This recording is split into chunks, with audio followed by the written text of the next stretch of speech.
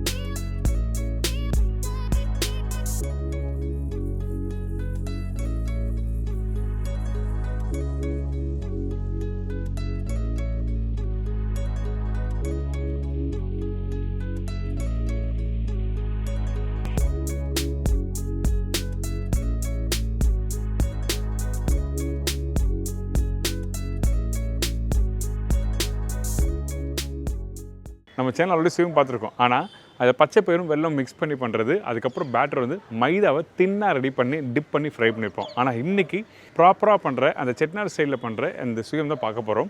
அதாவது உளுத்தம்பருப்பு பச்சரிசி ஊற வச்சு நல்லா அரைச்சி அதுக்கப்புறம் ரெடி பண்ணி வச்சுருக்க அந்த உள்ள ஸ்டஃபிங், அதாவது கடலைப்பருப்பு தேங்காய் வெல்லம் போட்டு ஸ்டஃபிங் ரெடி பண்ணுறோம்ல, அந்த ஸ்டஃபிங்கில் டிப் பண்ணி ஃப்ரை பண்ணோம். இது ஆக்சுவலாக எப்படி வரும் கேட்டிங்கன்னா, அந்த மேல் லேயர் கொஞ்சம் திக்காக கொஞ்சம் சாஃப்டாக இருக்கும், உள்ளே தான் ஸ்டஃபிங் வந்து உங்களுக்கு தெரியும். இதுதான் ப்ராப்பரான ஸ்டைலில் பண்ணுறது. உங்கள் வீட்டில் நீங்கள் தோசை மாவு இட்லி மாவு இருந்ததுன்னா கண்டிப்பாக அந்த பேட்டரை யூஸ் பண்ணலாம். ஆனால் புளிச்சிடக்கூடாது, ரொம்ப இம்பார்ட்டன்ட். மாவு புளிச்சு இருந்ததுன்னா அந்த இனிப்புத்தன்மை டேஸ்ட்டு தெரியாது. ஸோ இதை கவனத்தில் வச்சு நீங்கள் வீட்டில் பண்ணி பாருங்கள். இப்போ ஒரு சூப்பரான ஸ்டைலில் தான் இப்படி பண்ணுறது பார்க்க போகிறோம். அதுக்கு முன்னாடி தேவையான பொருட்கள் பார்த்தலாமா? பச்சரிசி 100 கிராம், உளுத்தம்பருப்பு 100 கிராம், கடலைப்பருப்பு 200 கிராம், வெல்லம் 200 கிராம், திருவிய தேங்காய் 1 கப்பு, ஏலக்காய் பவுடர் 1/4 டீஸ்பூன், உப்பு சிறிதளவு, நெய் 2லேருந்து 3 டேபிள் ஸ்பூன், எண்ணெய் ஃப்ரை பண்ணுறதுக்கு தேவையான அளவு. இதாங்க இந்த ப்ரிப்பரேஷன் தேவையான பொருட்கள். இந்த செட்டிநாடு இனிப்பு சுயம் பண்ணுறதுக்கு ஃபஸ்ட்டு நம்ம என்ன பண்ணுறோன்னா, பச்சரிசி உளுத்தம்பருப்பு தண்ணியில் ஊற வைக்கிறோம். இந்த ஊற வைக்கிற டைமிங் என்ன கேட்டிங்கன்னா, குறைஞ்சபட்சம் ஒரு 2லேருந்து 3 மணி நேரம் நல்லா ஊறட்டும். அதுக்கு பிறகு நல்லா வாஷ் பண்ணி அரைக்கிறோம். அதுக்கு முன்னாடி உளுத்தம்பருப்பு சில பேர் கம்மியாக போடுவாங்க. உளுத்தம்பருப்பு நான் சொன்ன கொண்டே போடுங்க. அதாவது 1 கப்பு பச்சை அரிசினா இன்னொரு கப்பு அளவுக்கு கரெக்டாக உளுத்தம்பருப்பு போட்டுக்கணும். ஏன் கேட்டிங்கன்னா, அப்போ தான் அந்த மாவு கொஞ்சம் நல்லா ஃப்ளஃபியாக இருக்கும், உங்களுக்கு டிப் பண்ணி ஃப்ரை பண்ணுறதுக்கு நல்லாயிருக்கும். அடுத்தது நம்ம என்ன பண்ணுறோம், கடலைப்பருப்பு. இந்த கடலைப்பருப்பு 200 கிராம் எடுத்துருக்கேன், கரெக்டான ரேஷியோவில். அதாவது 200 கிராம் கடலைப்பருப்புனா வெல்லம் 200 கிராம்.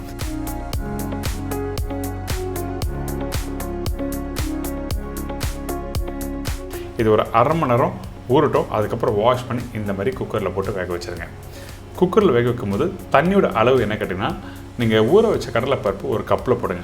அந்த கப்புலேருந்து கரெக்டாக 3/4 கப்பு அப்படி இல்லை 1 கப் அளவுக்கு தண்ணி ஊற்றி மீடியமான ஃப்ளேமில் 3 விசில் அப்படி இல்லை 4 விசில் விட்டு எடுத்திங்கன்னா இந்த கடலைப்பருப்பு வெந்துடும்.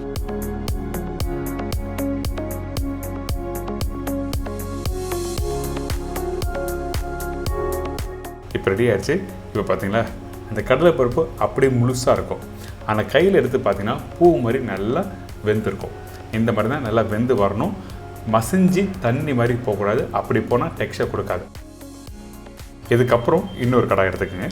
அந்த கடாயில் 2 டேபிள் ஸ்பூன் நெய் போட்டிருக்கேன். வேக வச்ச கடலைப்பருப்பு இதில் போட்டு கரெக்டாக ஒரு 2 நிமிஷம் நல்லா வதக்கிடுங்க.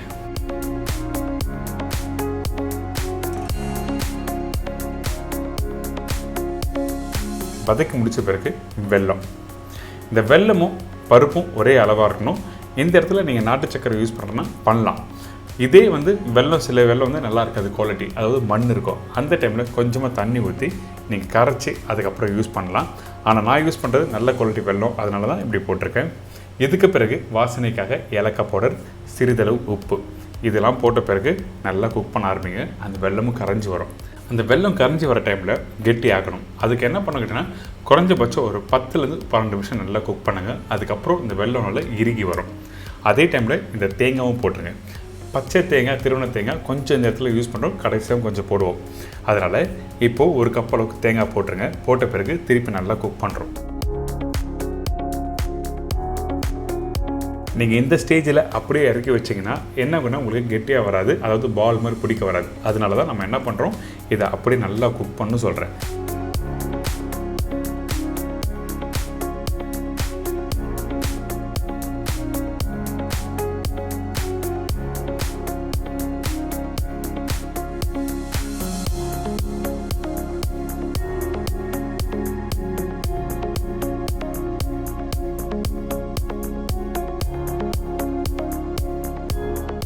இப்போ ஓரளவுக்கு நல்லா கெட்டியாக வந்திருக்கா. நான் சொன்ன மாதிரி கரெக்டாக 10லேருந்து 12 இல்லைன்னா ஒரு 3 நிமிஷம் எக்ஸ்ட்ரா விடலாம், ஒன்றும் தவறு எதுவுமே இல்லை. இந்த மாதிரி கெட்டியாக வந்த பிறகு நம்ம என்ன பண்ணுறோன்னா கடைசியாக கொஞ்சம் நெய், அதுக்கப்புறம் 1 டேபிள் ஸ்பூன் அளவுக்கு தேங்காய் கொஞ்சம் போடுறோம். இதெல்லாம் போட்ட பிறகு இதை அப்படியே சூடு ஆகட்டும் சொல்லி எடுத்து வச்சுருங்க. இந்த மாதிரி கெட்டியான டெக்ஸ்டில் வந்துருக்கணும்.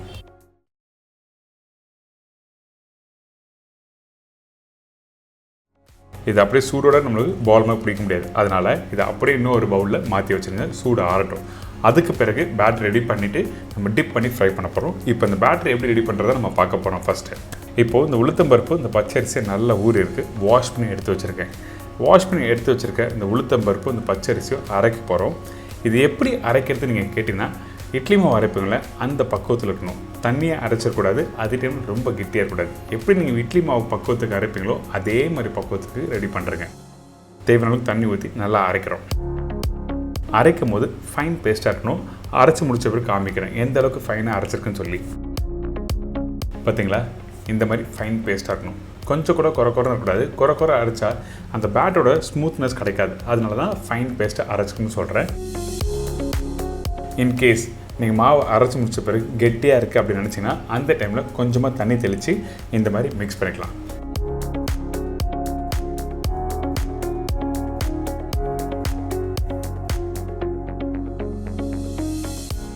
மிக்ஸ் பண்ணி முடித்த பிறகு தேவையான அளவுக்கு கொஞ்சமாக உப்பு ஆட் பண்ணுறோம். உப்பு நீங்கள் நார்மலாக யூஸ் பண்ணுற பக்குவம் இல்லாமல் ரொம்ப கம்மியான அளவுக்கு உப்பு இந்த இடத்துல யூஸ் பண்ணிக்கணும். ஏன் கேட்டால் இனிப்பு யூஸ் பண்ணுற இடத்துல உப்போட அளவு ரொம்ப கம்மியாக இருக்கணும். இந்த மாவுக்கு லைட்டாக உப்பு தன்மை இருந்தால் மட்டும்தான் நல்லாயிருக்கும்.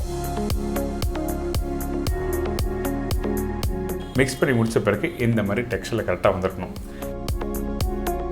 இதுக்கு பிறகு நம்ம என்ன பண்ணுறோம், ஏற்கனவே ரெடி பண்ணி வச்சுருக்க கடலைப்பருப்பு, வெல்லம் நல்லா சூடு ஆறி இருக்கா, இந்த இடத்துல இதை அப்படியே எடுத்து ரவுண்டாக பால் மாதிரி பிடிக்க போகிறோம்.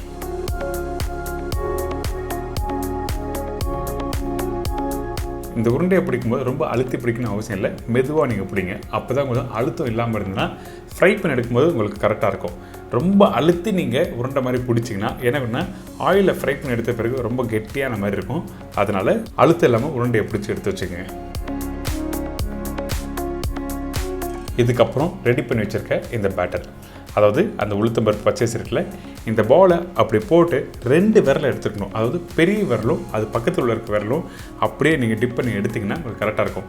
சில பேர் 3 விரல் 4 விரலும் டிப் பண்ணி எடுப்பாங்க. அப்போ என்னன்னா அந்த பாலில் நம்மளோட கை விரலோட அச்சு அப்படியே இருக்கும். அதனால் கரெக்டாக 2 விரலும் யூஸ் பண்ணுங்கள். அப்படி யூஸ் பண்ணால் உங்களுக்கு வெல்லம் உடஞ்சி வெளியே வராது. எண்ணெய் நல்லா சூடாக இருக்கணும். இந்த பேட்டர் ஃப்ரை பண்ணுறதுக்கு ரொம்ப டைம் இருக்காது. அதே டைமில் ரொம்ப பைப்பிங் ஆட் வேண்டாம். எண்ணெய் சூடான பிறகு எல்லா உருண்டையும் போட்ட பிறகு கொஞ்சம் ஃப்ளேம் கம்மி பண்ணுங்கள். அதுக்கப்புறம் கொஞ்சம் கிறிஸ்பியாக வரும்.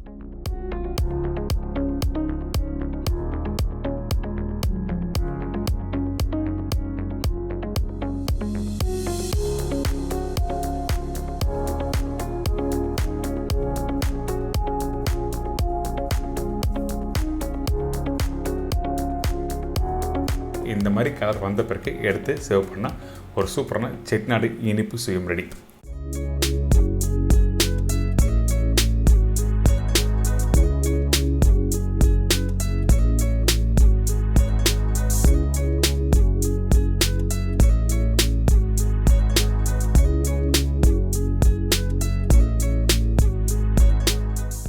இப்போ எல்லோரும் தெரிஞ்சிருக்கோம் இந்த ஸ்வீட் சுயம் எப்படி பண்ணுறதுன்னு. கண்டிப்பாக ட்ரை பண்ணி பாருங்கள்.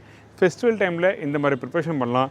இப்போ விநாயகர் சதுர்த்தி வருது, தீபாவளி வருது, மற்ற எந்த ஃபெஸ்டிவலோ இல்லை ஃப்ரெண்ட்ஸ் யாராவது வீட்டுக்கு வராங்க, இல்லை நீங்கள் வேறு யார் வீட்டுக்கு போகிறீங்க, அந்த டைமில் இந்த மாதிரி ஸ்வீட்ஸ் ரெடி பண்ணி நீங்கள் எடுத்துகிட்டு போகலாம். கெட்டும் போகாது. ஒரு நாளில் 1 நாள் வச்சு சாப்பிடுவாங்க இந்த ப்ரிப்பரேஷனு. இதே மாதிரி நாளைக்கு இன்னொரு விஷயம் சந்திக்கிறேன். நன்றி, வணக்கம். See you, bye, take care.